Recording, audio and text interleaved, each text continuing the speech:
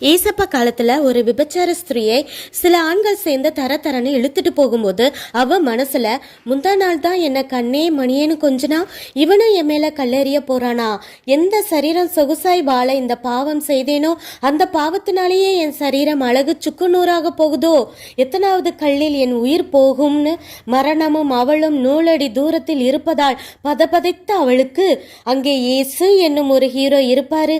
கூலா பாவமே பண்ணாதவன் முதல்ல இவள் மேல் கல்லெறிங்கன்னு சொல்லி ஸ்டைலா மண்ணில் ஏதோ எழுதுவாரு. எல்லோரும் கல்லை கீழே தூக்கி போட்டு போயிடுவாங்கன்னு தெரியல.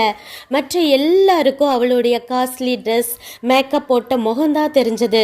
இயேசுவுக்கோ அவளுடைய உடைந்து போன உள்ளமும் ஒரே ஒரு சான்ஸ் கிடைத்தால் மனம் திரும்பிடுவேனேங்கிற ஏக்கம் மட்டுமே தெரிந்தது. இப்படி உங்களை எல்லாரும் பாவின்னு ஒதுக்கினாலும் உண்மையா மனம் திரும்பி இயேசுவிடம் ஓடி வந்தால் அணைத்து கொள்ள ரெடியா இருக்காரு.